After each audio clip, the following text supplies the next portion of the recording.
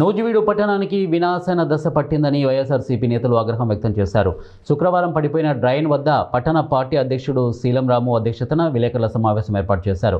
నూజివీడు పట్టణంలోని 13వ వార్డు బాపునగర్ వైపు వెళ్లే మెయిన్ డ్రైన్ పట్టుమని 10 రోజులు కూడా నిలవకుండా పడిపోయి విమర్శలకు దారితీసింది. 9 లక్షలతో పక్కా డ్రైన్ నిర్మాణాన్ని సాయి సారథి ఇన్ఫ్రాస్ట్రక్చర్ సంస్థ కాంట్రాక్ట్ దక్కించుకుంది.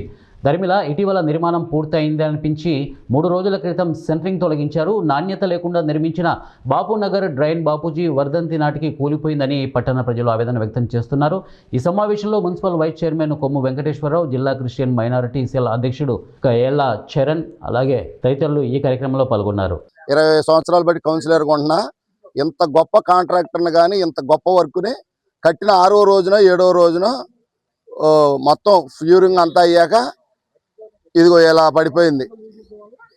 అసలు ఏ విధం అంటే మరి మా మున్సిపాలిటీ డిఈలు ఈఈలు వర్క్ ఇన్స్పెక్టర్లు వీళ్ళందరూ ఎక్కడ నిద్రపోతున్నారో మాకైతే అర్థం కావట్లా. వర్క్ దగ్గర కానీ ఉండి క్వాలిటీ జాగ్రత్తగా కల్పించుకుని లూజ్ ఉంటే ఎక్కువలో తీసుకోవాలి, లూజ్ ఉన్నది తీసుకుని దాన్ని అక్కడి నుంచి ఫిల్ చేసుకుని రావాలి. అంతేగాని ఏమీ లేకుండా వాళ్ళు ఇష్టం వచ్చినట్టు కట్టేయటం, దాని ఇష్టం వచ్చినట్టు చేసుకుంటా మొత్తం ఇల్లు ఎలా జరుగుతున్నాయో ఇక్కడ సజీవ సాక్ష్యంగా మరి కన్స్ట్రక్షన్ దశలోనే ఇది పడిపోవడం జరిగింది. మరి గతంలో ఎప్పుడు కూడా ఇటువంటి పరిస్థితులు మరి నియోజకవర్గంలో ఎక్కడా లేవు. గతంలో ఎందుకంటే అభివృద్ధి ధ్యేయంగా కాంట్రాక్టులు జరిగాయి, కానీ ఈరోజు కేవలం ధనార్జనే ధ్యేయంగా కాంట్రాక్టులు చేయటం వల్ల ఈ నాసి రకం డ్రైన్లు నిర్మించడం మరి మనం చూసాం. 2-3 రోజుల క్రితమే రాము గారు వీళ్ళందరూ వెళ్ళారు. రోడ్లు 3-4 నెలల క్రితం వేసిన రోడ్లు కూడా మళ్ళీ అప్పుడే పెచ్చులు లేచిపోవటం, మళ్ళీ అప్పుడే డ్యామేజ్ అయిపోతే మళ్ళీ వాటి మీద ప్యాచ్ వర్క్ చేయడం జరుగుతుంది.